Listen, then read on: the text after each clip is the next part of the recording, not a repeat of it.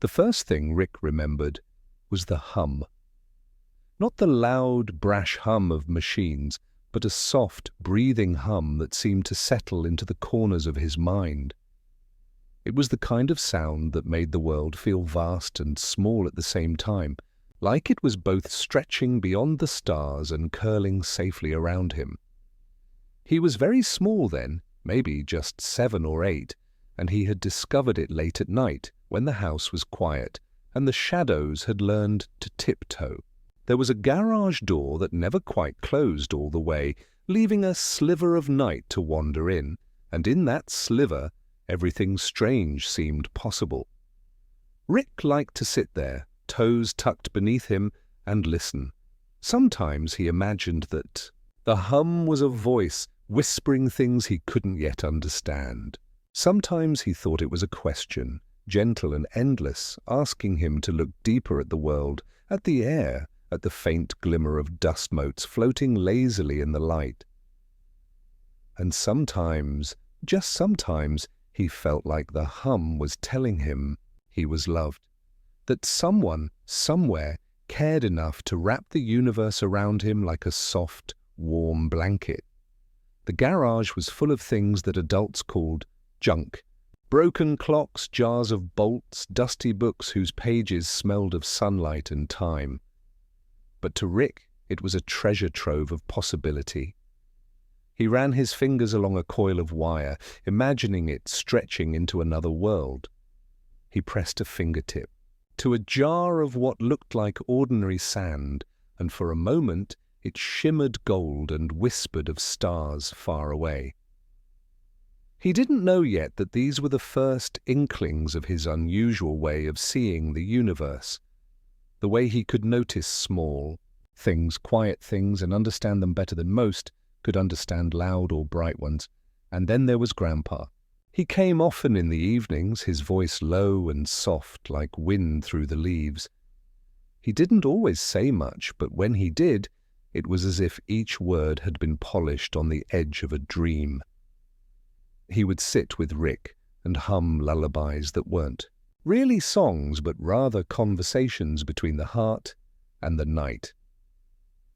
"The stars are patient," he said one evening, "and so should you be, little Rick. Listen carefully. They might tell you secrets if you're quiet enough." Rick didn't always understand the words, but he understood the warmth behind them. Sometimes Rick would close his eyes and see the hum as a ribbon of light, twisting slowly around the garage, around him, around everything he knew. And in that quiet, in that soft glow, he felt like he could reach out and touch the edges of time itself. He didn't need to know how or why. It was enough to feel it. It was enough to know that the world held mysteries that were gentle, not frightening, and that someone loved him enough to leave them there, waiting for him to discover. That night, as the hum faded into the deeper silence of sleep, Rick imagined a portal opening, not a bright, chaotic tear in reality, but a soft shimmer, like heat over a summer road, like the faint glimmer of a memory just beyond reach. He imagined stepping through, not knowing where he would end up, but trusting that the hum would guide him, and somewhere, in the warm folds of the night, he drifted off with the feeling that curiosity and care were the most important things a small boy could ever hold. The next morning, the world felt different to Rick, though no one else seemed to notice. The sun slipped through the cracks in the curtains and painted the floor in long, lazy stripes of gold, and he followed them with his eyes, as if they were paths to somewhere he didn't yet know. Breakfast smelled like toast and honey, warm and ordinary, and yet Rick could feel the threads of possibility stretching beneath it, like a quiet map only he could see. It was a subtle thing, the way mornings seemed heavier with potential, and he liked it. He wandered to the backyard, where the grass was damp and smelled of yesterday's rain. Tiny insects scuttled across the soil, and Rick watched them with a kind of gentle awe, noting the way their legs moved in perfect rhythm. To anyone else, it was nothing, just bugs doing what bugs do. But Rick saw something else. A quiet pattern, a small world functioning with care and balance, and it made him think that even the smallest creatures mattered. That perhaps, if one looked closely, everything had meaning. Grandpa came to sit beside him, settling into the old wooden chair that creaked under his weight. He didn't speak at first, only watched the wind tease the leaves. Then he leaned over and whispered, "Do you see them, Rick? The little lights between the leaves?" Rick blinked and looked, but all he could see were shadows and sunbeams. "Not yet," Grandpa said softly, "but you will. Some things need waiting, and waiting sometimes is the best way to learn." Rick thought about that as he wandered closer to the fence at the edge of the yard. There was a small hole there, a break in the wooden slats where the world beyond seemed to beckon. He peered through and saw nothing remarkable at first. Just a stretch of dirt, a cluster of rocks, and the distant shimmer of the neighbor's garden. But as he stared, something shifted, subtle and quiet, like the very air had taken a deep breath. And he felt it again, that hum from the garage, whispering around him, wrapping the morning in gentle possibility. At school, things moved differently. The other children were loud, impatient, and clumsy with emotion. Rick felt awkward sometimes, unsure how to speak, unsure how to fit into the rush of voices and laughter. But he noticed small things that no one else seemed to see. The trembling hand of a boy nervously flipping a pencil. The way a girl's gaze lingered on a butterfly that had landed on the windowsill. And in noticing, he felt a strange, quiet power. The ability to understand without words, to feel without explanation. By evening, Rick returned to the garage, his sanctuary. He touched the jars, the wires, the scattered scraps of time, and they seemed to hum back at him, softly, like an answering lullaby. He experimented, testing the wires and coils, imagining them reaching outward, connecting him to places he didn't yet know. And though nothing extraordinary happened, no bright sparks, no sudden magic, he felt it in his chest, a sense of growth, small and slow, but certain, that sometimes the quietest beginnings became the most important. As night fell and shadows stretched across the walls, Rick lay on the cool garage floor, staring up at the faint shimmer of stars beyond the skylight. The hum returned, gentle, patient, holding him close. He whispered to himself, almost without knowing, "Maybe tomorrow I'll see more. Maybe tomorrow I'll understand." And somewhere, just beyond the edge of his awareness, the world waited, soft, strange, and full of gentle possibility. The nights were Rick's favorite. Not because they were dark exactly, but because they felt quieter, slower, as if the universe itself had paused to breathe. Even the smallest things seemed alive then, the faint rustle of leaves, the distant croak of frogs, the way the moonlight spilled through cracks and painted the garage in silver and shadow. He would lie on his back, arms folded behind his head, and imagine the stars as tiny lanterns, each holding a secret he wasn't quite ready to understand.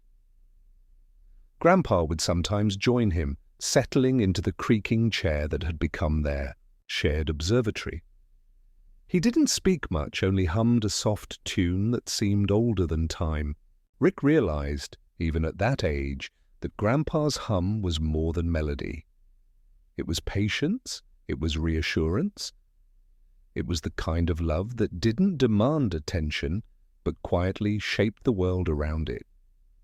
Rick didn't always understand the tune, but he felt it resonate deep inside, like a whisper meant just for him. One evening, as the air hung heavy with the scent of rain yet to fall, Rick noticed something strange. A small, flickering light had appeared in the corner of the garage, no brighter than a firefly, yet steady, deliberate. It didn't move like ordinary light, drifting or swaying. It lingered, as if waiting for him to notice. Rick blinked, curious rather than frightened. The light seemed familiar, like a memory he had not yet remembered. It hummed softly, echoing the quiet murmur of the garage, and he felt that familiar warmth, the feeling that the world was attentive and that he mattered in it. He stretched his hand toward it, slow and careful, as if the slightest rush might shatter the moment.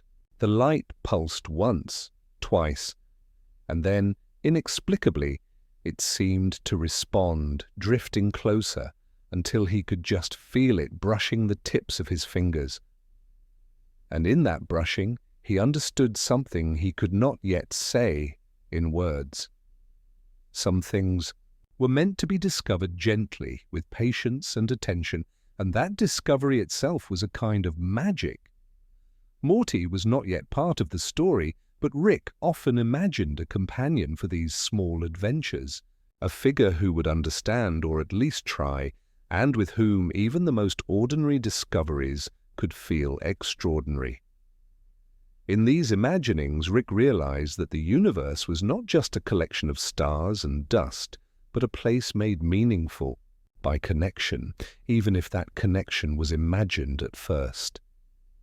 He wondered what it would be like to share the hum, the shimmering lights, the soft whispers of possibility with someone else, and the thought filled him with a quiet kind of joy.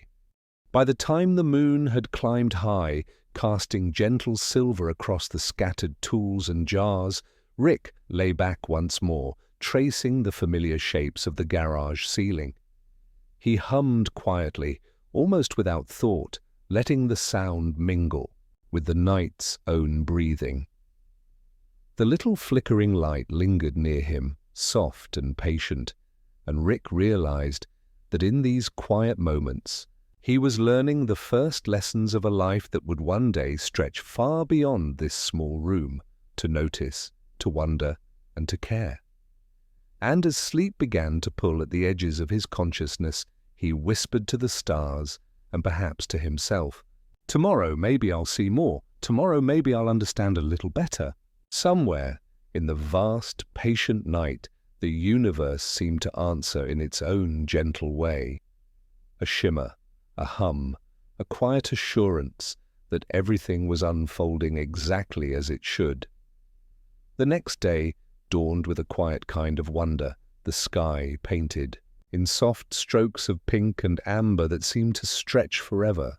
Rick lingered at the edge of the backyard, his fingers brushing the tips of the damp grass, feeling the weight of morning settle gently into his chest. It was ordinary in one sense, just sunlight and earth and the distant song of birds, but to Rick it felt like a secret waiting to be discovered, a slow unfolding that only those who looked closely could notice. Grandpa joined him once more, carrying a small tin box filled with curious things. A fragment of glass, a coil of wire, a tiny pebble that shimmered like it held the memory of a star. He set it carefully on the ground between them, and Rick's eyes widened because each item seemed to hum faintly, a whisper of possibility in a world that often felt too loud. "Things are not always what they seem, Rick," Grandpa said softly, "and sometimes the smallest things carry the biggest secrets." Rick didn't fully understand, but he felt the truth of it, deep and certain, like the quiet pulse of the earth beneath his feet. At school, Rick wandered through the halls with a gentle awareness that no one else seemed to share. He noticed the tilt of a backpack strap, the nervous tapping of a pencil, the quiet hope in a classmate's hesitant smile. And in these small observations, he felt a curious power, the ability to feel the invisible, to sense the unspoken, to understand things before they were said. It was not a gift for boasting or show, it was a gift for quiet care. And in that care, Rick began to sense a pattern, a rhythm to the world that moved in subtle, perfect ways, always patient, always waiting. Later in the garage, he returned to his tinkering. The coils of wire, the jars of dust and sand, the scattered fragments of metal and glass, all seemed alive in a way he could almost touch. He experimented gently, pressing wires together, spinning tiny wheels, imagining them stretching beyond the walls, into places he had not yet visited. And in the hum of the machines, he felt it again, the quiet pulse of possibility, soft and steady like a heartbeat he could follow if he only listened closely enough. That evening, a small bird appeared at the open window, peering in with curious eyes. Rick froze, heart softening, and the bird seemed to regard him with the same quiet patience he had learned from Grandpa. He offered a crumb of bread, which it accepted delicately, and for a brief moment Rick felt the strange, tender joy of connection. Not loud or dramatic, just present and real, like the memory of a lullaby or the first shimmer of dawn. As night fell and the shadows deepened, Rick lay once more on the garage floor, staring through the skylight at the stars above. The little flickering light from before had returned, hovering near him with the same patient rhythm, and Rick whispered softly, "I'll keep noticing. I'll keep learning." And somewhere in the folds of the universe, the hum answered, gentle and warm, a lullaby for a small boy who was beginning to understand that even the quietest attentions could echo across time.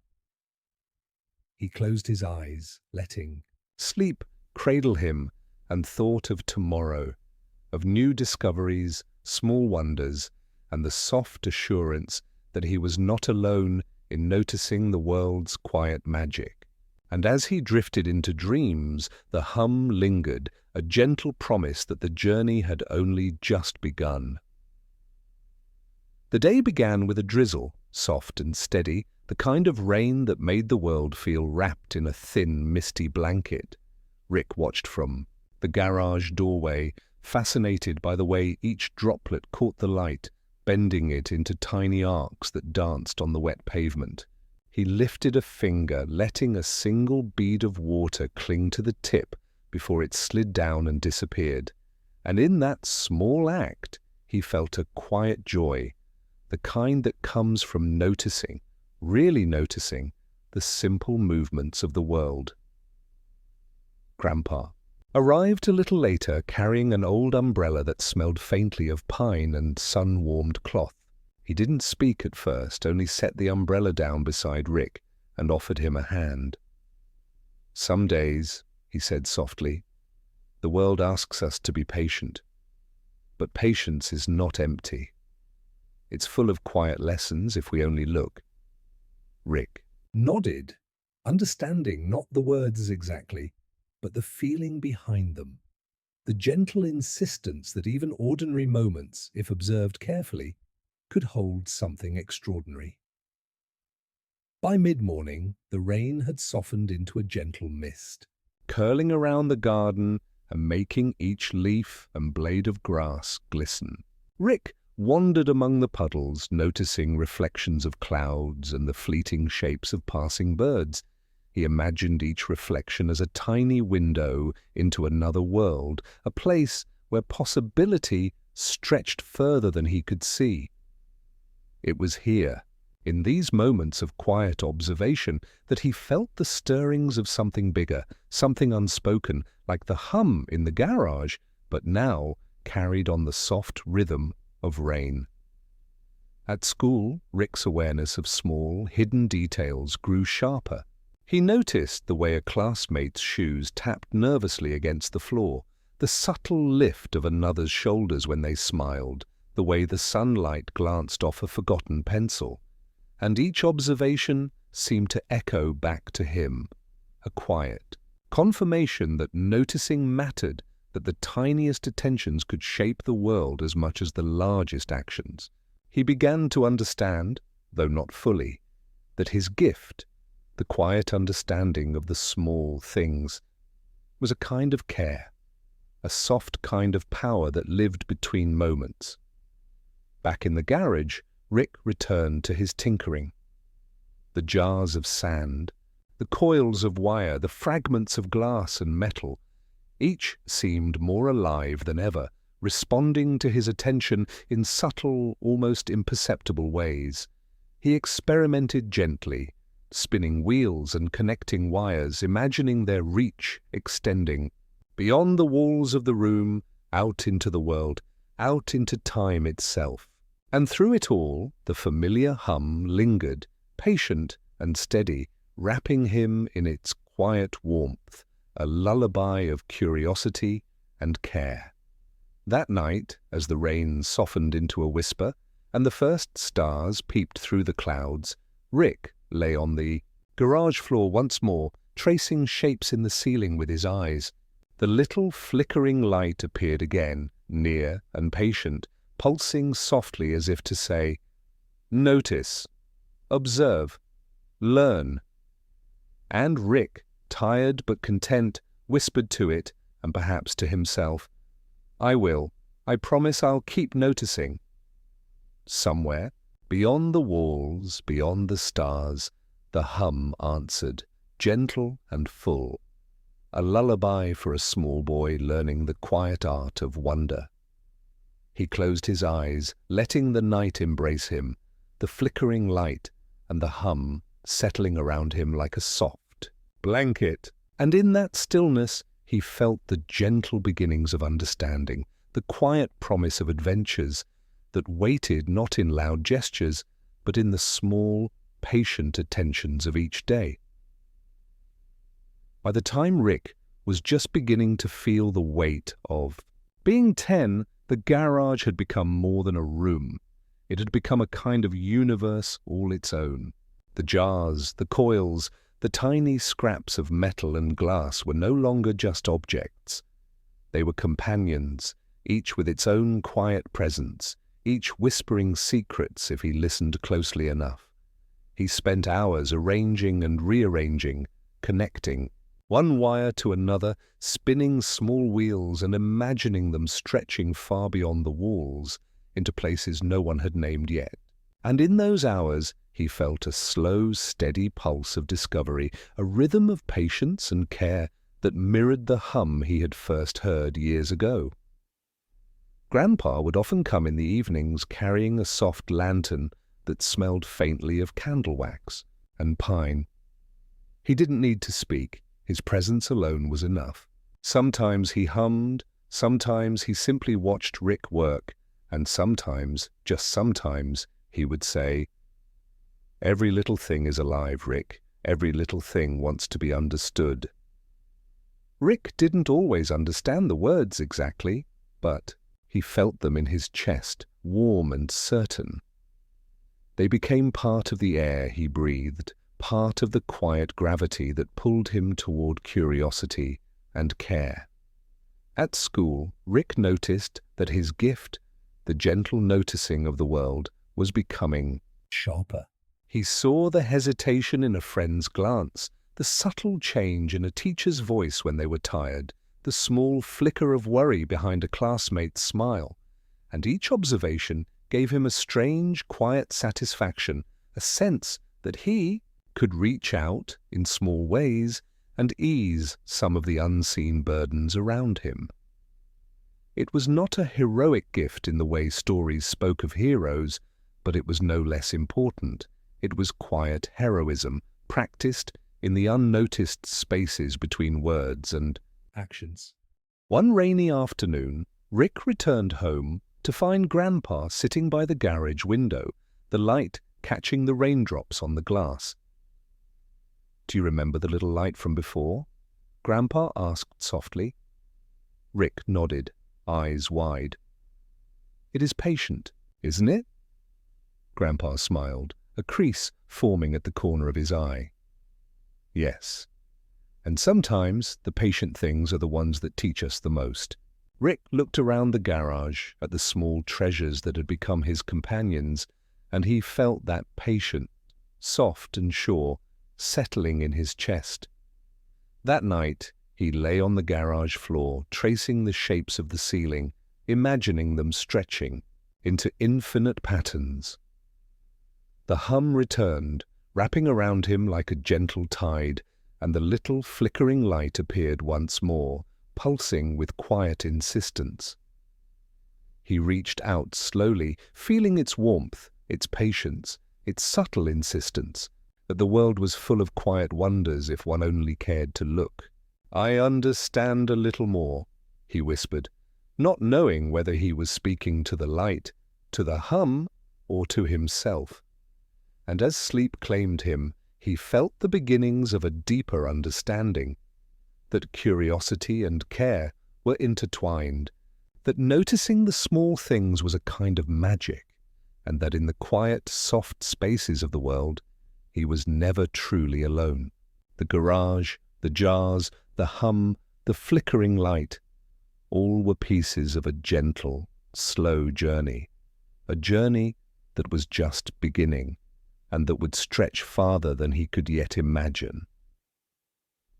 By the time Rick was 11, he had begun to notice not just the objects around him, but the people, their small rhythms, their quiet hesitations, the tiny ways they revealed who they were without meaning to. One afternoon, as he wandered the backyard, he spotted Morty for the first time. Morty was a shy, uncertain boy, trying to balance on the edge of the garden wall, his arms flailing slightly with each step. Rick watched quietly, heart softening, sensing the hesitation and nervous courage wrapped together in the other boy. He wanted to say something, to offer a steady hand, but he hesitated, unsure if his words would reach or scare.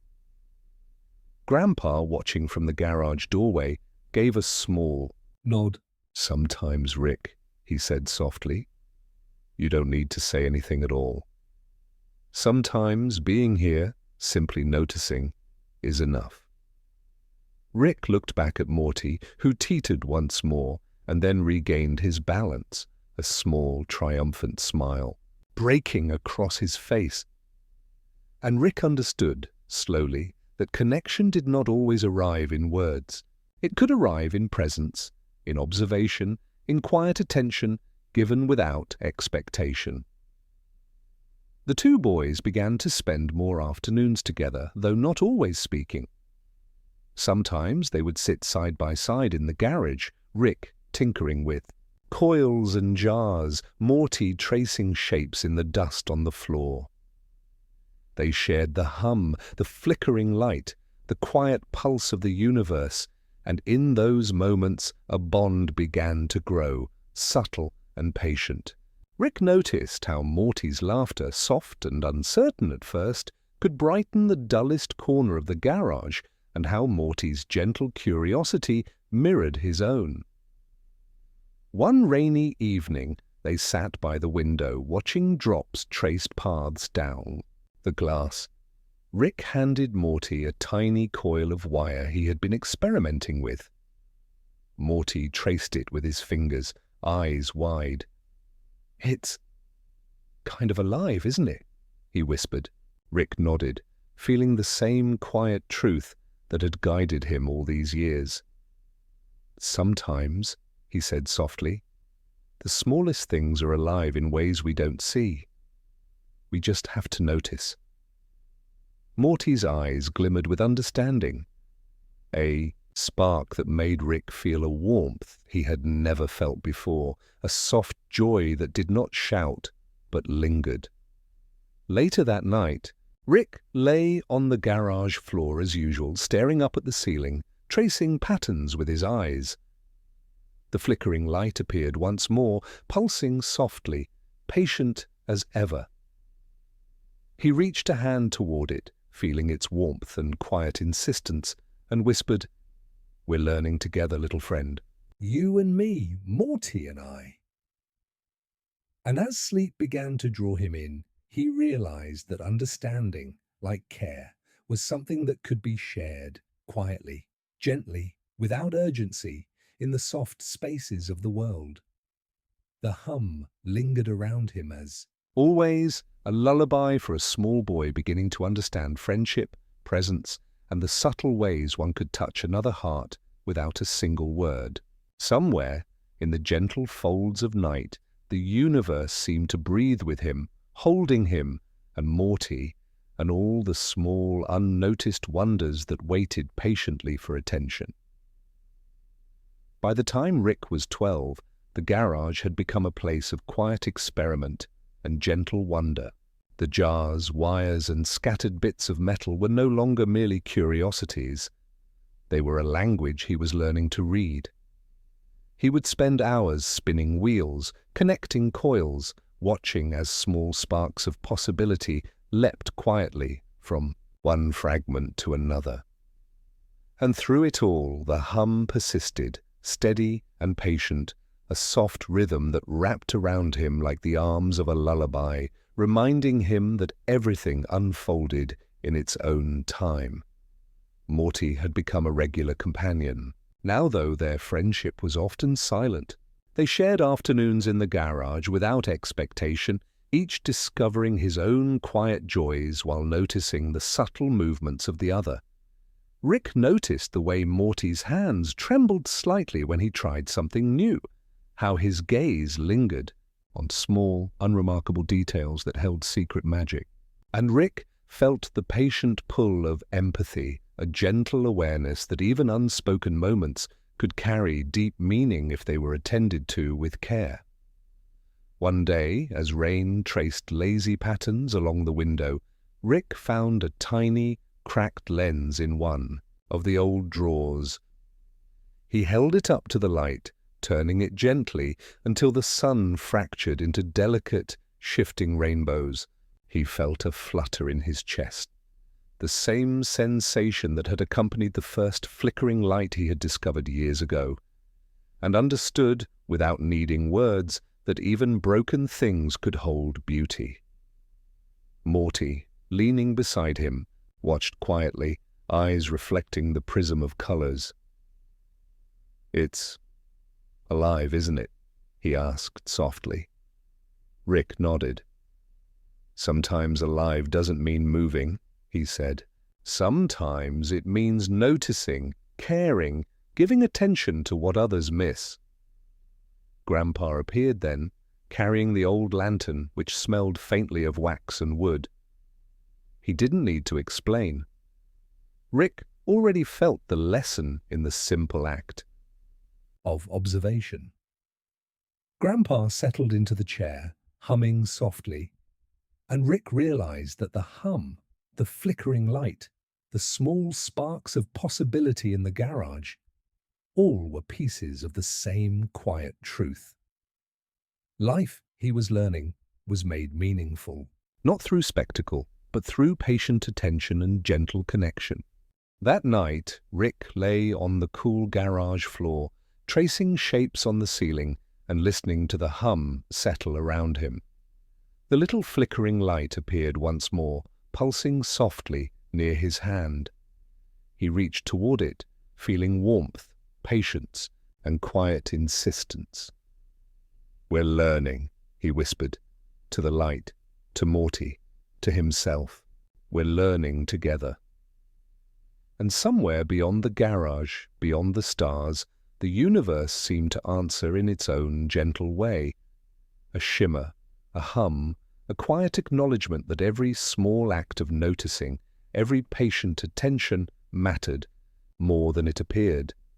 As sleep drew him in, Rick felt a soft, expanding wonder. For Morty, for the garage, for the rain, and for the flickering light that seemed to mark the slow, steady rhythm of his life. And he understood, finally, that the quietest discoveries often carried the deepest meaning, like hidden threads weaving a gentle story that only the patient could follow. By the time Rick turned 13, the garage had begun to feel like a world of its own making, a place where possibilities whispered in corners and shadows moved with patient purpose. The jars of sand, the coils of wire, the fragments of glass and metal, each held a rhythm. He was learning to hear, a language older than words.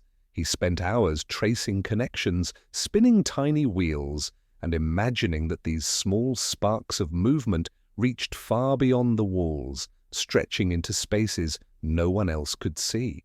The hum, constant and gentle, wrapped around him like a soft lullaby, guiding him through the quiet architecture of his thoughts. Morty had grown more confident in these afternoons, leaning closer to Rick's small experiments, asking questions softly, and sometimes, without asking, simply noticing. Rick observed the way Morty's fingers hesitated before touching a coil, the small lift of his shoulders when he understood something new, and felt an expanding warmth inside him. Connection, he realized, did not always need words. It could bloom in the spaces between observation and gentle care, in the patient attention given freely, without expectation. One rainy afternoon, a tiny butterfly, its wings still damp, landed on the edge of a jar. Rick watched it carefully, marveling at its fragile balance, the delicate patterns on its wings that caught the dim light like hidden rainbows. He extended a finger, and the butterfly, after a pause, brushed lightly against it before fluttering to another perch. "It trusts us," Morty whispered. Rick smiled softly, understanding that trust, like magic, was earned slowly, in quiet acts of presence and careful attention. Grandpa appeared then, settling into the familiar chair by the window, the soft lantern in his hands glowing warmly. He hummed a few notes, low and steady, and Rick felt the tune weaving through the garage, threading through the hum, the light, and the small sparks of possibility. "Remember," Grandpa said quietly, "even the smallest acts, even the quietest observations can create ripples. The world notices, even when we think it doesn't." Rick nodded, feeling the truth of those words settle like soft rain in his chest, understanding that noticing and caring were perhaps the most subtle forms of power he could hold. That evening, Rick lay on the garage floor, tracing shadows and shapes in the dim glow of the lantern, the flickering light pulsing patiently nearby. He reached out slowly, letting his fingers hover near it, feeling warmth, guidance, and quiet insistence. "We're learning," he whispered softly. "You and me, Morty and I, together." The hum seemed to deepen, a gentle acknowledgement, as if the universe itself was reminding him that every moment of attention, every patient glance, every act of care mattered, however quietly. As sleep drew him in, Rick's mind floated gently among stars and shadows, threads of rainbows and light, understanding that connection, curiosity, and kindness were not things that happened suddenly, but slowly, patiently, in the spaces that others often overlooked. The garage, the hum, the flickering light, Morty's quiet presence, all were pieces of a larger story, unfolding softly, patiently, without rush, teaching him the gentle art of seeing and caring in a world that often moved too quickly to notice. By the time Rick was 14, the garage felt less like a room and more like a living map of his curiosity. Every jar, every coil of wire, every small fragment of glass and metal seemed to hum with quiet purpose, as though waiting for him to notice the stories they carried. He would spend hours arranging and rearranging, spinning wheels and connecting wires, imagining that each motion reached beyond the walls, stretching into worlds that existed just out of sight. The hum, steady and patient, wrapped around him like a gentle tide, a lullaby that reminded him the universe moved at its own quiet rhythm. Morty had become a constant companion now, sitting nearby as Rick worked, his eyes curious, his small hands tracing patterns in the dust on the floor. The boys often shared long silences, learning to understand each other without words. Rick noticed the way Morty's gaze lingered, how he leaned in when something sparked to life, how he sometimes held his breath as though afraid to break the fragile beauty of a discovery. And Rick realized softly that empathy was not a sudden gift. It was a quiet, patient practice, cultivated slowly in observation and care. One afternoon, a stray beam of sunlight broke through the dusty window, falling across a small jar of sand. Rick watched as the grains shimmered, catching the light like tiny, forgotten stars. He held the jar gently, feeling the weight of its silence, the subtle pulse of possibility it seemed to carry. Morty leaned close, whispering, "It's alive, isn't it?" Rick nodded, feeling warmth spread quietly in his chest. "Alive in the way we notice," he said. "Alive because someone sees it. Someone cares enough to pay attention." Grandpa appeared then, carrying his lantern, worn and fragrant with pine and candle wax. He didn't speak immediately, simply letting the quiet settle between them. When he finally spoke, his voice was low and steady. "Rick," he said, "remember that care, even when quiet, can be the most profound force. Small attention, gentle observation, these are the things that echo farther than we can imagine." Rick absorbed the words, feeling them fold softly into the rhythm of the garage, into the hum, into the flickering light that had become a companion in their own right. That night, Rick lay on the garage floor, tracing shadows across the ceiling, the little flickering light pulsing patiently nearby. He reached out slowly, feeling its warmth, its quiet insistence, and whispered, "We're learning. You, me, Morty, together." The hum seemed to thrum in response, a soft affirmation that every small act of noticing mattered, that patience, attention, and care were themselves a kind of magic. As sleep crept in, Rick felt a gentle wonder settle over him. The garage, the jars, the coils, the light, Morty's quiet presence, all were threads in a delicate tapestry of attention and understanding. And somewhere beyond the walls, beyond the stars, the universe seemed to whisper back, assuring him that curiosity, kindness, and quiet care would guide him gently through the days to come. By the time Rick was 15, the garage had taken on the weight of memory as much as discovery. The jars, the wires, the small fragments of metal and glass had accumulated stories, quiet stories that only he seemed to hear. He would move from one shelf to another slowly, fingers brushing over surfaces as if reading the faint echoes of time itself. Each spark that leapt between coils, each shimmer of light caught in the dust, felt like a whisper from the universe, reminding him that even the smallest actions carried meaning. Morty was there, as always, though he had begun to ask more questions, to linger longer in the quiet hum of the garage.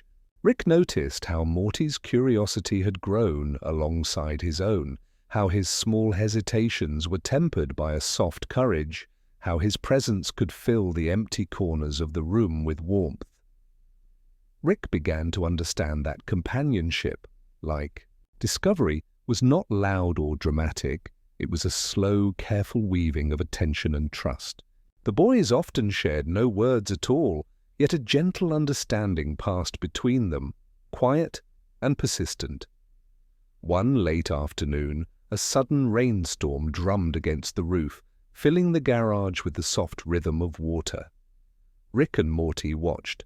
The drops slide along the glass panes, tracing fleeting patterns in the fading light.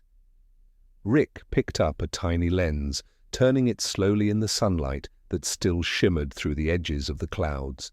The world fractured into miniature rainbows, delicate and fleeting, and he felt again that familiar thrill, a quiet recognition that beauty, even in small forms, could hold the weight of wonder. Morty leaned close, whispering, "It's alive." Rick nodded, feeling the same pulse of certainty he had felt for years. "It is alive," he said softly. "Alive in the way we notice it, in the care we give it, in the quiet attention we pay." Grandpa appeared then, settling into the wooden chair by the window. He hummed softly, and the sound intertwined with the rain, the hum of the garage, and the flickering light that hovered near Rick's hand. "Remember, Rick," he said, "the world rewards patience and care. Not with noise or spectacle, but in the quiet spaces, in the small, persistent acts of understanding. That is where true magic lies." Rick absorbed the words, letting them fold into the rhythm of his mind, joining the hum, the light, and the gentle pulse of the universe that always seemed just within reach.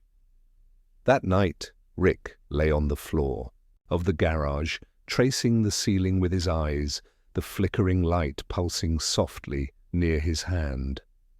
He reached out slowly, feeling warmth, guidance, and the quiet insistence that discovery was a shared journey. "We're learning," he whispered, to the light, to Morty, to himself, together. And as sleep claimed him, he felt the gentle, patient presence of the garage, the hum, Morty, the rain outside, and the infinite possibilities that stretched quietly just beyond the edges of the room. The universe seemed to breathe alongside him, assuring him that attention, empathy, and quiet care were not small things.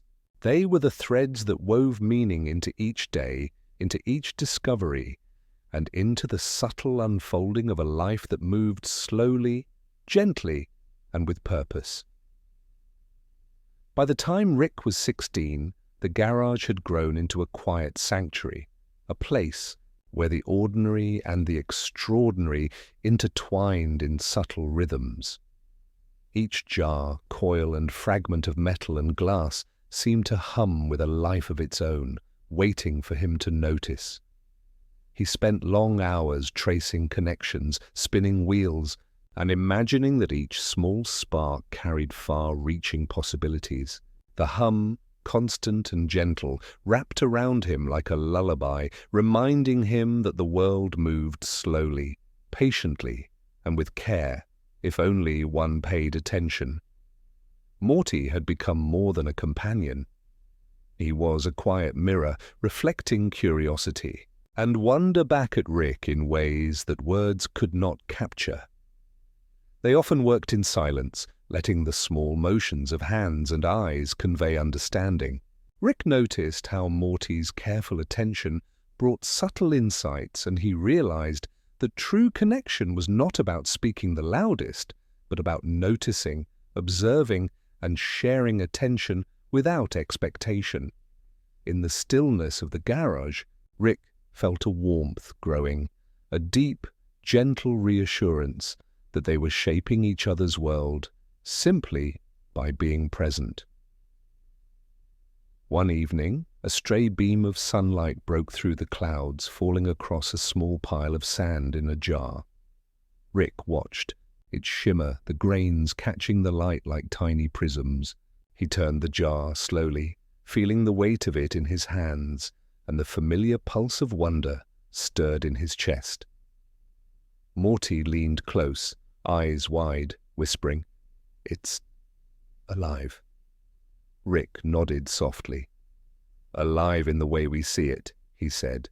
"Alive because we notice it. Alive because we care enough to pay attention." The word settled quietly between them, like a shared secret, a lullaby for the small, patient magic of the world. Grandpa appeared then, carrying his familiar lantern, its warm glow blending with the soft light of the garage.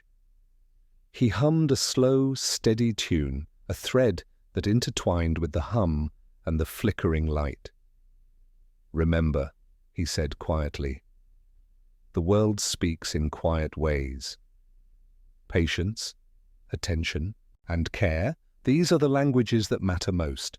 They echo farther than we can ever imagine." Rick absorbed the words, letting them mingle with the rhythm of the garage, the small sparks, and the gentle pulsing light until they became part of the air itself.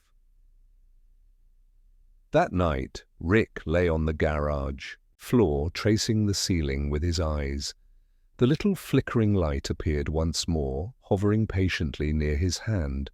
He reached out slowly, feeling warmth, reassurance, and the subtle insistence that the journey was ongoing, that discovery and understanding were shared endeavors. "We're learning," he whispered softly.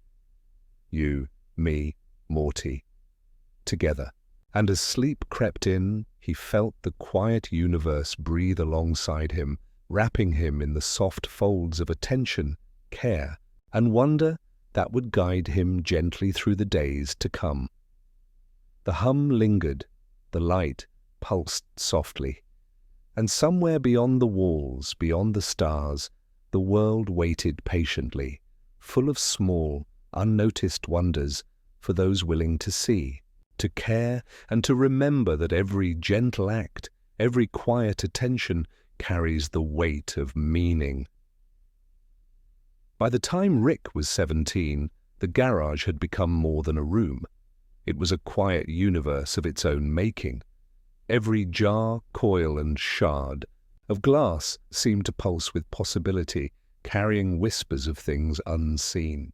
Rick spent long hours connecting wires, spinning small wheels, and watching sparks leap softly from one fragment to another, imagining the ripples traveling far beyond the walls, into corners of the world he had yet to see.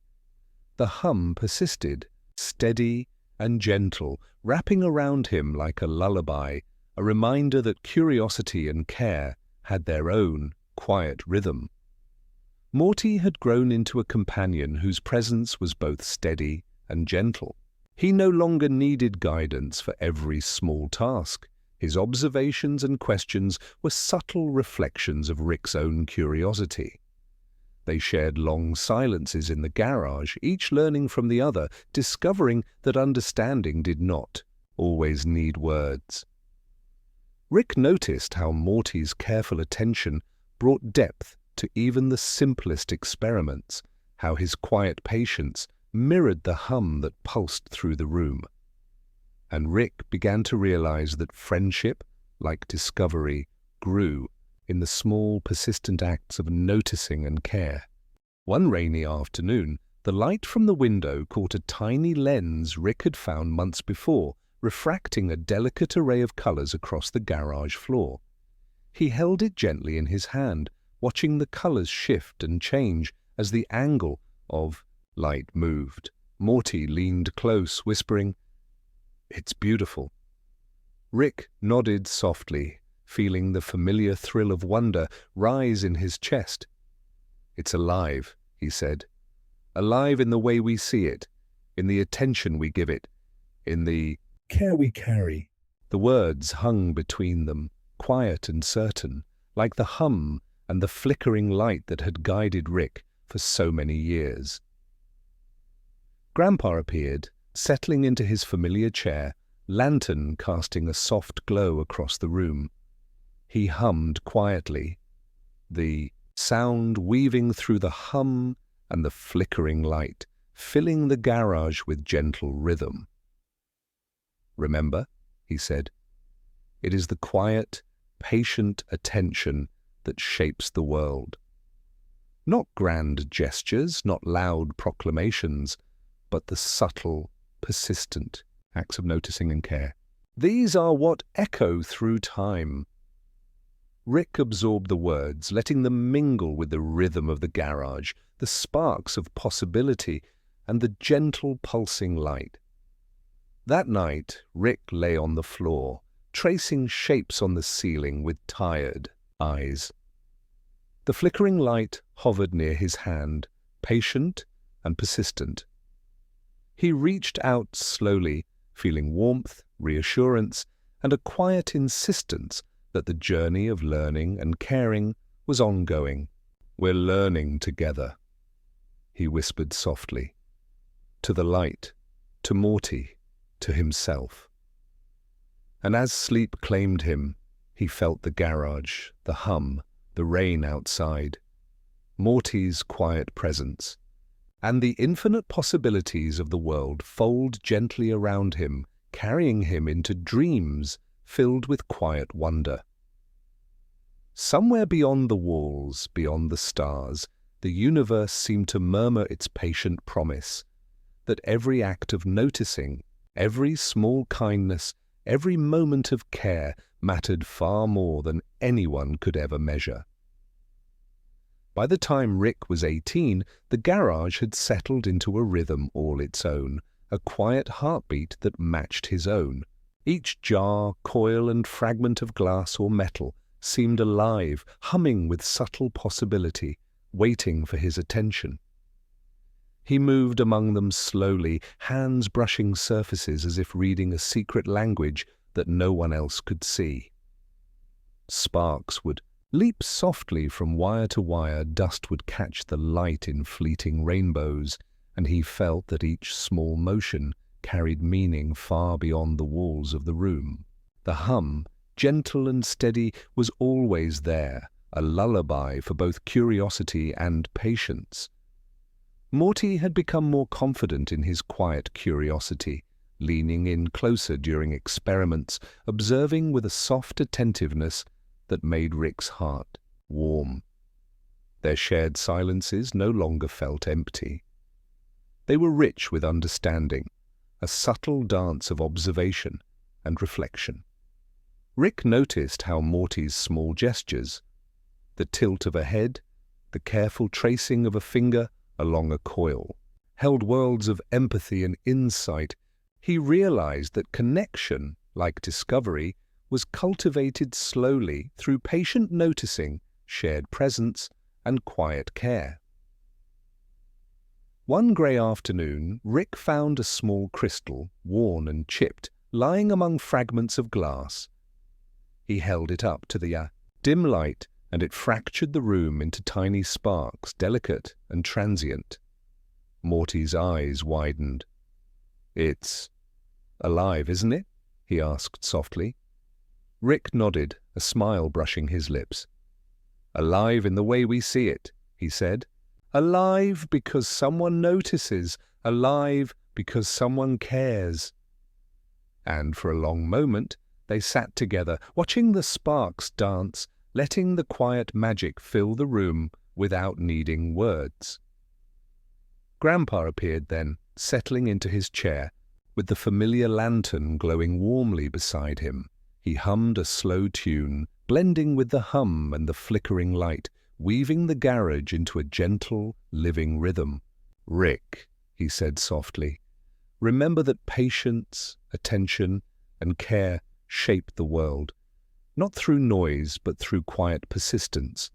The smallest observations, the softest acts of kindness, these echo farther than we can ever imagine."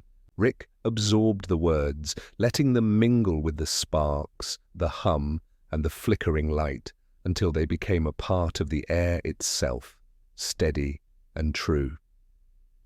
That night, Rick lay on the garage floor, tracing shadows on the ceiling with tired but attentive eyes. The flickering light hovered nearby, patient and steady. He reached out slowly, feeling warmth and reassurance, a quiet insistence that the journey of learning, noticing, and caring continued. "We're learning together," he whispered softly, to the light, to Morty, to himself. And as sleep took him gently into its embrace, he felt the garage, the hum, the faint echo of rain outside, Morty's quiet presence, and the infinite possibilities of the world folds softly around him, a tapestry of quiet wonder. Somewhere beyond the walls, beyond the stars, the universe seemed to murmur once more, that every act of noticing, every small kindness, every patient attention held weight, meaning and beauty beyond imagining. The last days of summer drifted quietly into autumn, carrying with them a softness that seemed to rest even on the old garage. The leaves beyond the dusty window turned amber and gold, their gentle fall mirrored by the steady rhythm of the hum inside. Rick had grown taller, his movements slower, steadier, as though the lessons of patience and quiet attention had begun to shape not only his hands, but his very way of being. Morty remained beside him, still curious, still soft-spoken, his presence a constant reminder that discovery was not meant to be hurried, but shared. One evening, as twilight deepened and shadows lengthened across the cluttered floor, Rick found himself staring at the small crystal he and Morty had discovered months before. It still fractured light into sparks, though more faintly now, as though it had grown tired from giving itself away. He held it gently in his palm, then placed it on the workbench, allowing Morty to watch the last fragile dance of light scatter across the dust. Grandpa entered, lantern glowing faintly, the familiar scent of oil and earth following him. He looked at the two boys and their fading crystal, and his voice was low, almost a whisper. "Everything gives its light," he said. "Some for a long time, some for only a brief moment. What matters is that you are here to notice it, and that you carry its memory forward." Rick swallowed, his throat tight. He thought of every jar, every coil, every fragment that had filled his hours with wonder. He thought of the quiet evenings, the hum, Morty's gaze, the lantern's glow. Each moment seemed to thread together, forming something vast yet fragile, a tapestry of small discoveries, stitched by care.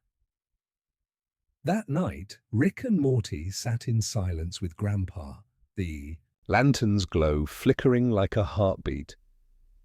No one spoke for a long time. There was no need.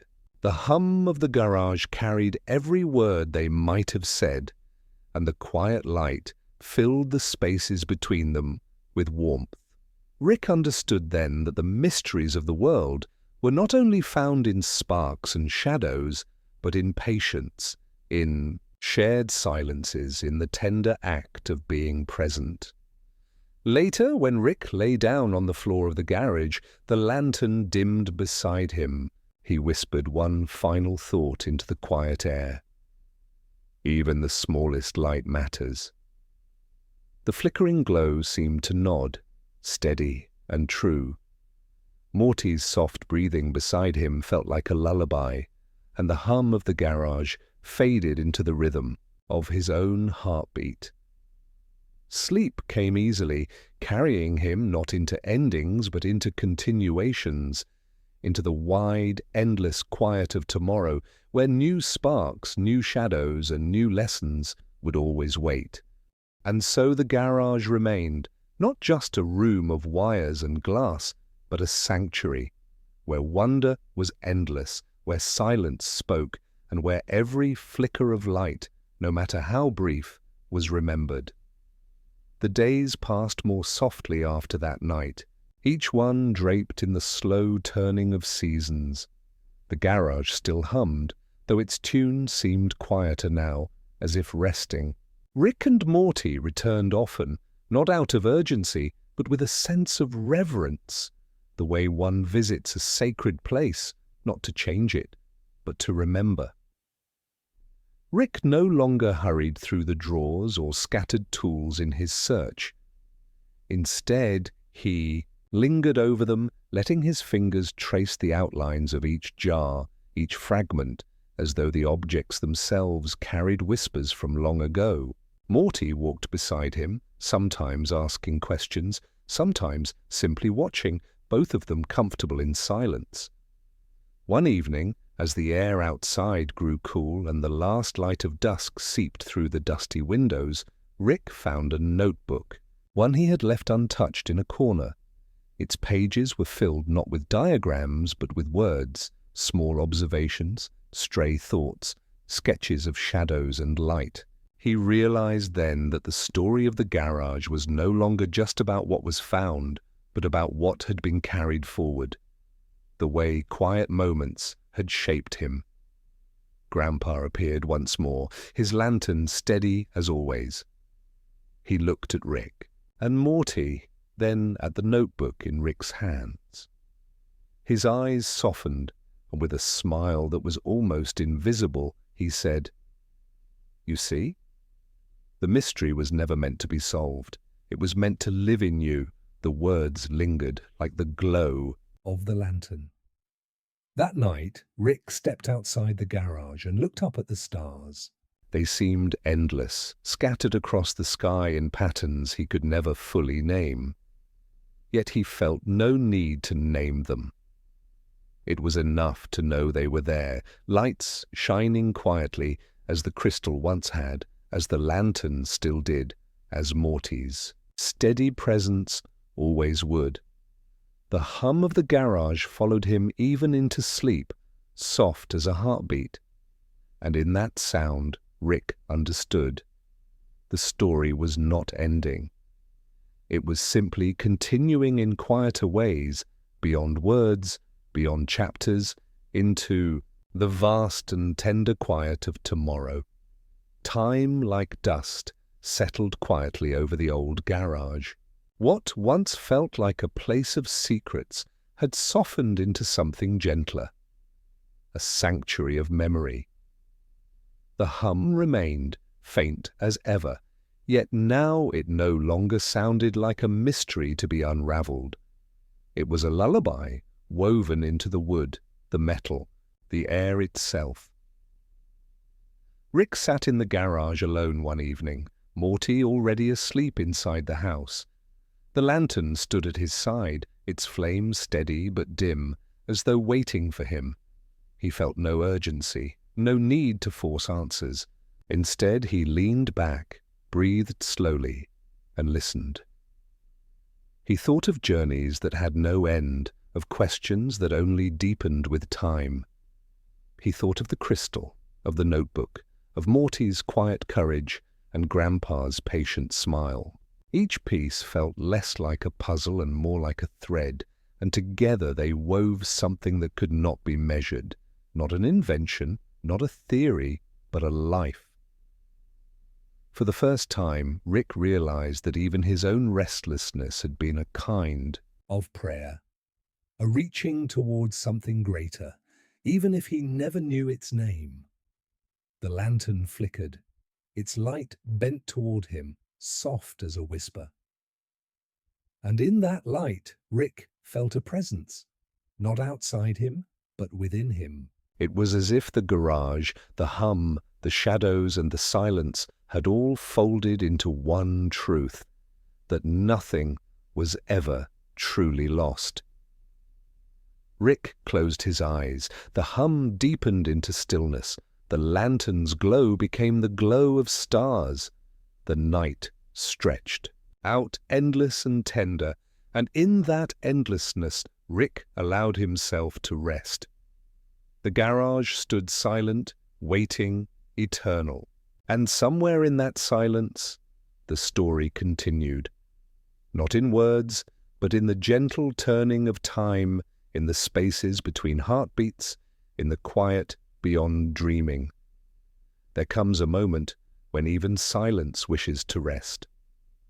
The garage, the lantern, the notebook, the hum, all of it lingered in the air, yet lighter now, as though released from the weight of being watched. The story had walked its path.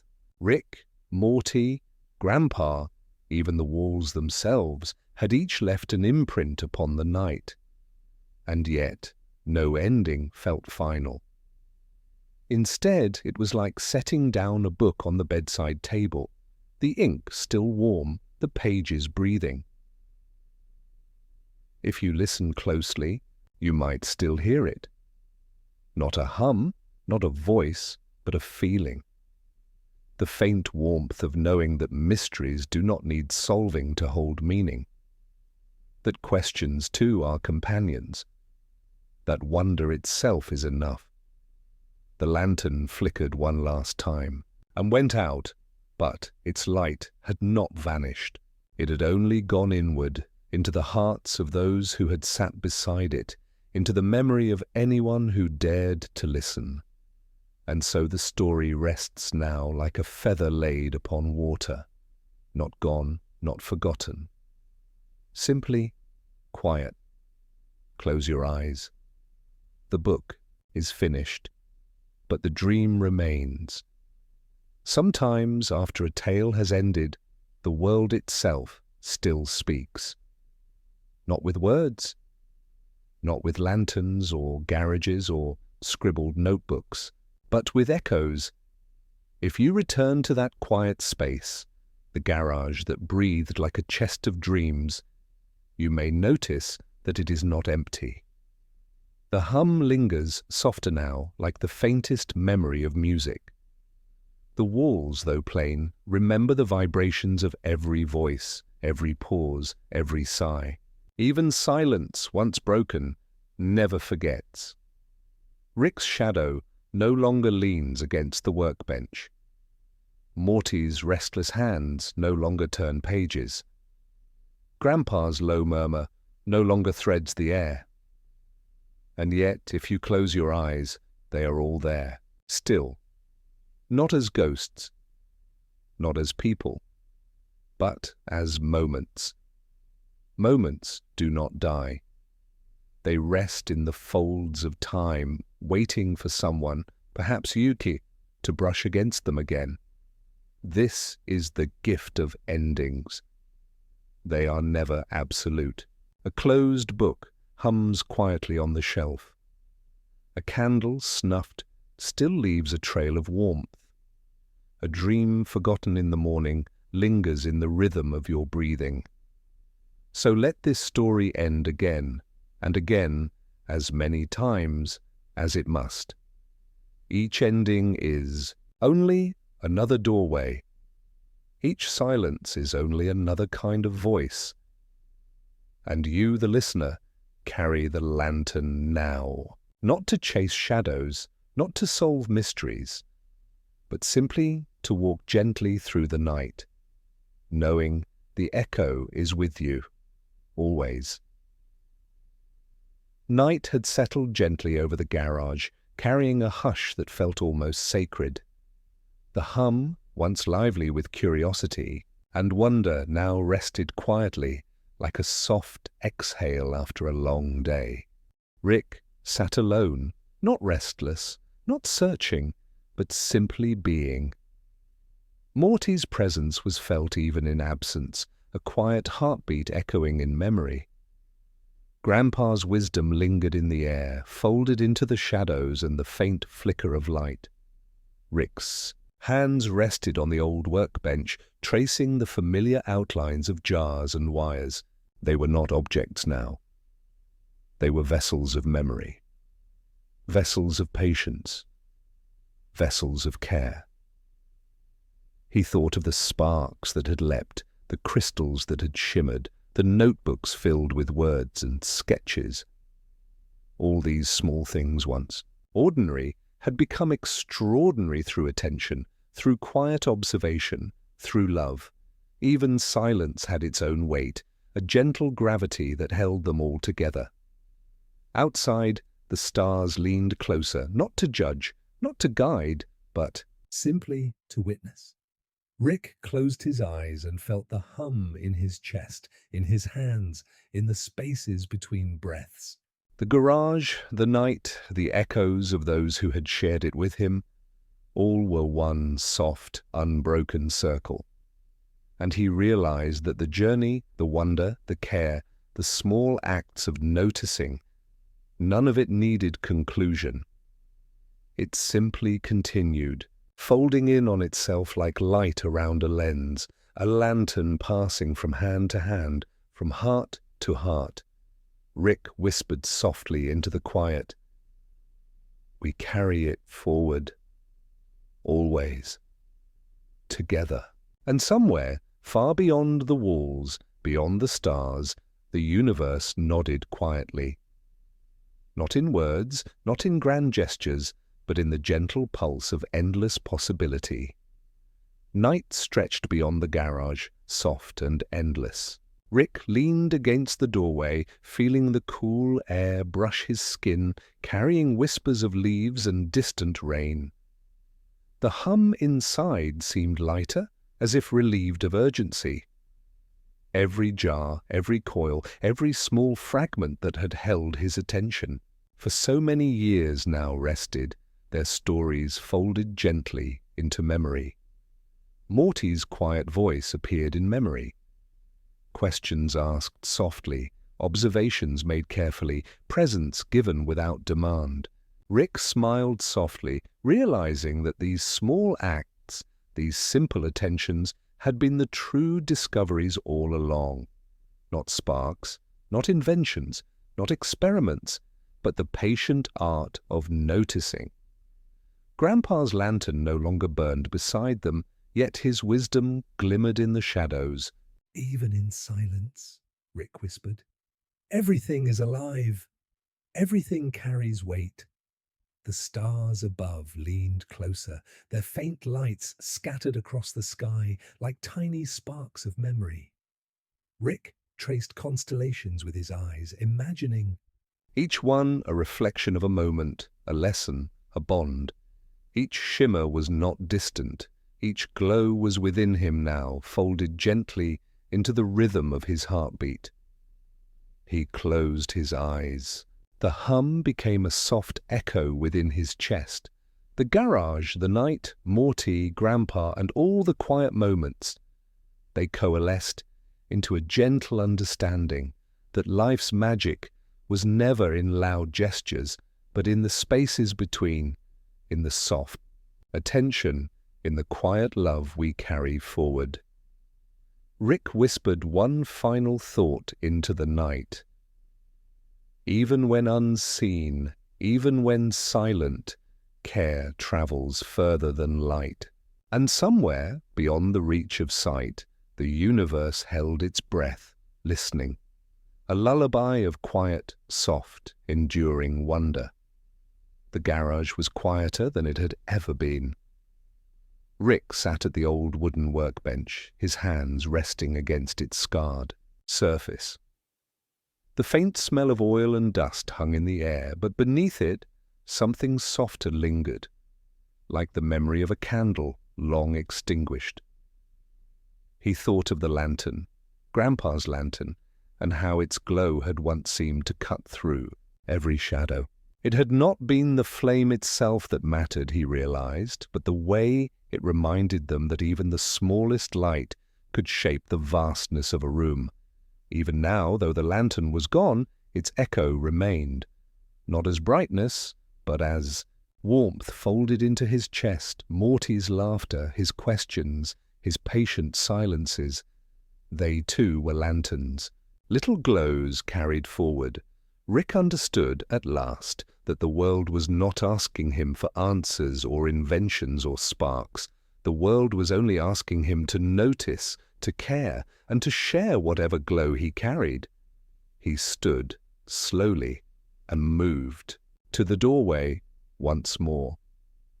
The night stretched endlessly, stars like faint lanterns strung across eternity. Each shimmer a reminder that nothing was ever truly lost, not lanterns, not voices, not the touch of a hand. They all became echoes, carried onward, reshaping themselves into constellations of memory. Rick whispered, as though Grandpa and Morty were both listening. "Your light's still here. I carry it. I always will." The words floated softly into the night, merging with the hum of crickets and the deep stillness of the world. No answer came. None was needed. The lantern's echo had already been passed on, glowing quietly within him, enough to guide him wherever the path might turn. Rick lay back on the cool grass behind the garage. The night had drawn itself across the sky like a vast, unrolled parchment, its constellations etched as though by a patient and ancient hand. He traced them silently with his eyes, remembering how Morty used to ask about every cluster of light. "What's that one called, Rick? Does it have a story?" He had always answered with science, with calculations and catalogues, dismissing myth as mere decoration. But tonight he saw the constellations differently, not as data points, but as lanterns in a boundless dark, each carrying stories long whispered and never lost. Perhaps, he thought, this was the true map of the world, not one of roads and cities, nor of machines and blueprints, but of moments, of voices, of hands held for a time and then let go. Each star a memory, each constellation a life. He closed his eyes and felt the weight of that truth settle over him like a blanket. Grandpa's voice was there, steady and weathered. Morty's was there, curious and bright, and in between them, the quiet heartbeat of his own breath. Proof that he, too, was still part of the constellation. A shooting star cut across the horizon, quick and fleeting, vanishing before he could catch it. Rick smiled faintly. "Some lights aren't meant to stay," he murmured, "but that doesn't make them any less real." The wind stirred through the grass, and for a moment he felt as if the earth itself had leaned close to listen. It carried no answer, only silence, a silence that was not empty, but whole. Rick understood finally that he was no longer searching for the lantern. He had already found it. It had never been lost. It had only been waiting for him to notice. The horizon began to pale, faint strokes of silver and rose, spreading across the fields beyond the quiet town. Rick sat on the porch, the wooden boards cool beneath his palms, and listened to the slow unfolding of morning. Birdsong threaded through the air, tentative at first, then bolder, as if the earth itself were remembering how to speak. The lantern rested beside him. Not glowing, not burning, just there. A simple vessel, waiting as it always had. He picked it up and turned it in his hands. Once he had thought of it as a key to something, knowledge, power, perhaps even redemption. But now he saw it for what it truly was, a reminder. A symbol of carrying light through the dark, even when it trembles, even when it falters. He rose slowly and walked to the garden. The soil smelled of rain from the night before, damp and rich, holding the promise of seeds yet unseen. He placed the lantern on the ground near the roots of the old oak. It looked small there, but not forgotten. "Rick," whispered softly, not to anyone, not even to himself, but to the air. "Keep burning wherever you are." The wind stirred, carrying the words away. He did not know if they would reach Morty or his grandfather or anyone at all. But maybe that wasn't the point. Maybe it was enough that he had spoken them. The first rays of sunlight reached the lantern, glinting against its glass, making it shimmer for just an instant.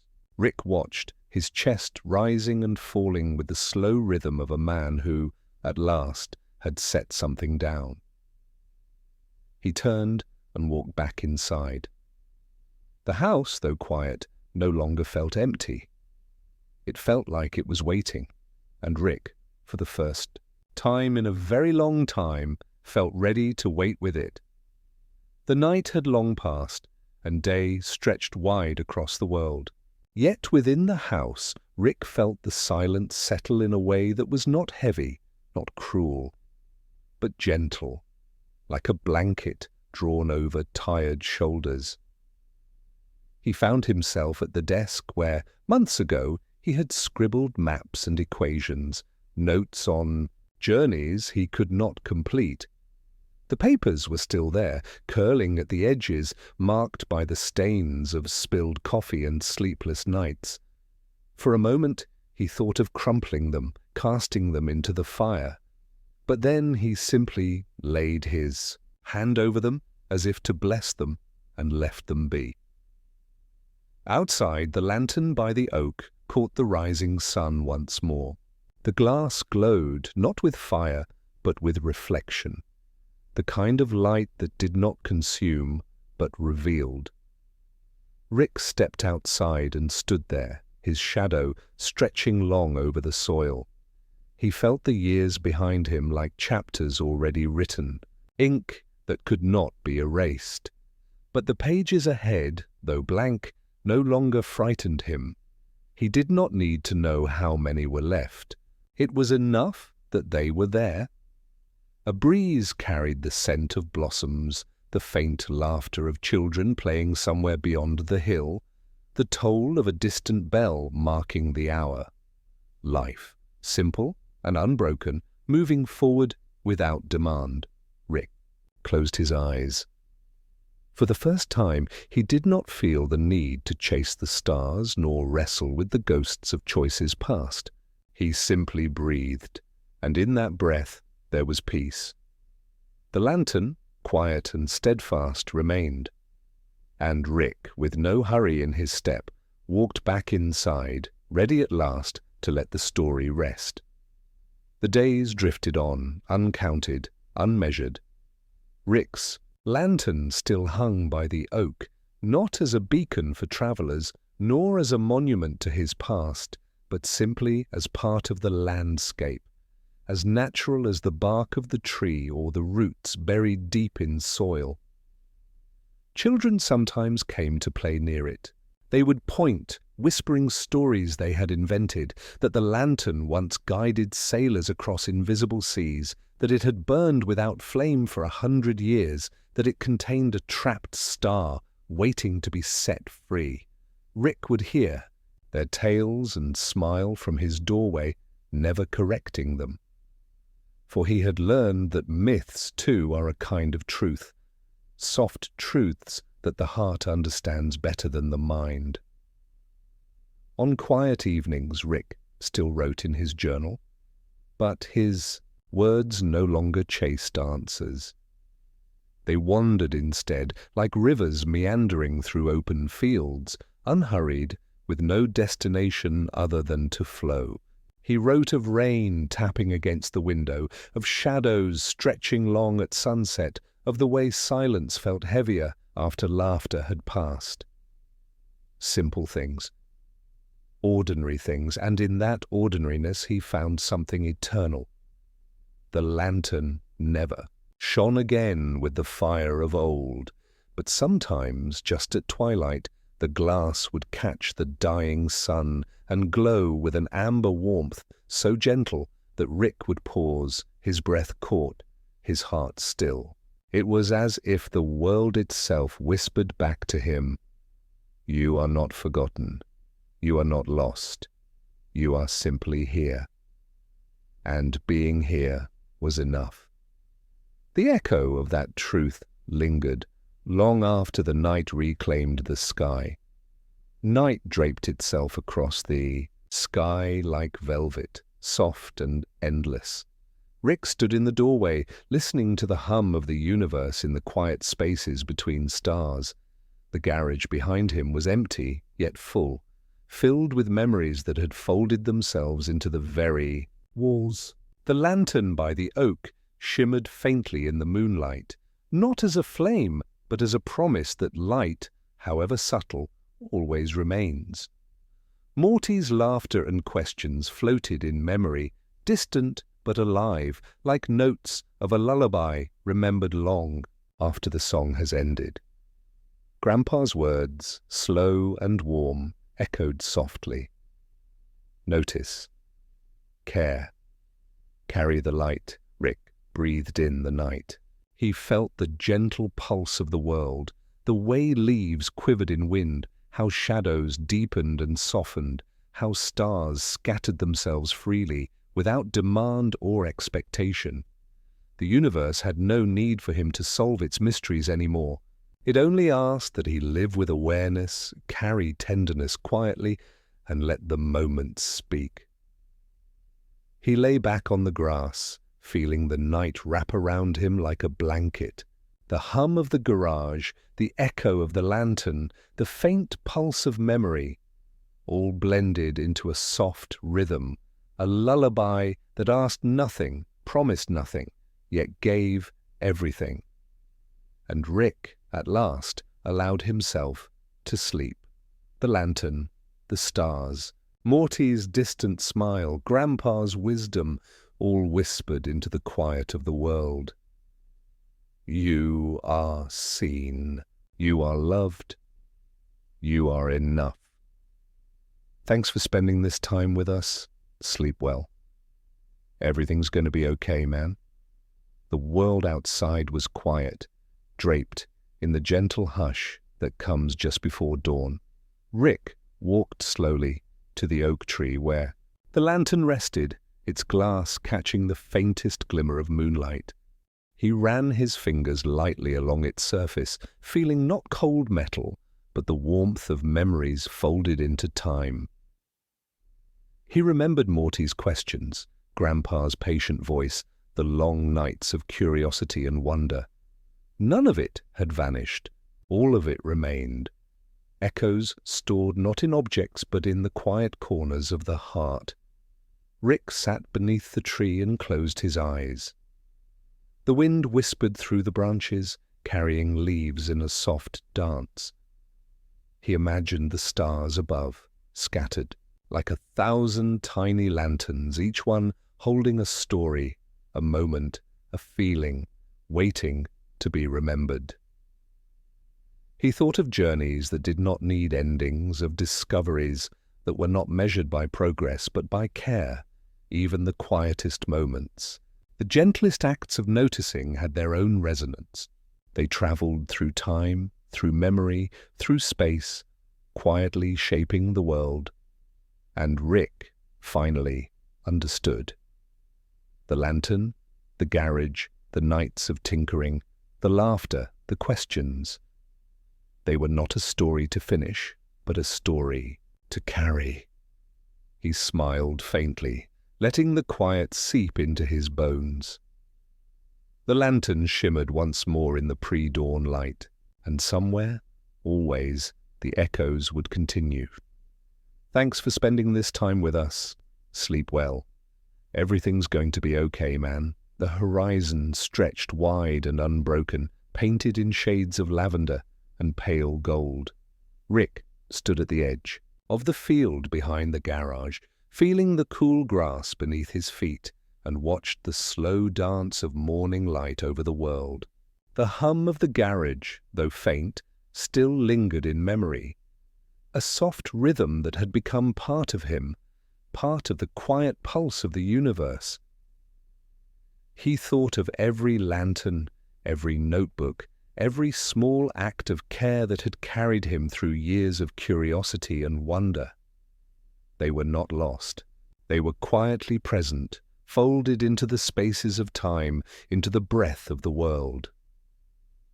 Rick took a deep breath and let it out slowly. Even the smallest things, the twitch of a leaf, the shimmer of a star, the echo of a laugh, held meaning when noticed. And noticing, he realized, was itself a kind of love. He smiled softly. Not because he had solved anything or achieved some great discovery, but because he had lived quietly and fully through the gentle unfolding of each day. Lantern by the oak caught the first true sunlight, gleaming like a secret kept safe. Rick nodded to it, and then to the stars fading above, to the world around him, to the memories he would always carry. And somewhere, always, the quiet continued. Thanks for spending this time with us. Sleep well. Everything's going to be okay, man. The night had deepened into its quietest hour. Rick stood beneath the oak, the lantern now dim, yet somehow warmer in its stillness. The air held the faint scent of rain, and somewhere in the distance a bird stirred, its song delicate and fleeting. He thought of every small moment that had carried him here. Morty's questions, Grandpa's gentle guidance, the long hours of tinkering, the quiet hum of discovery.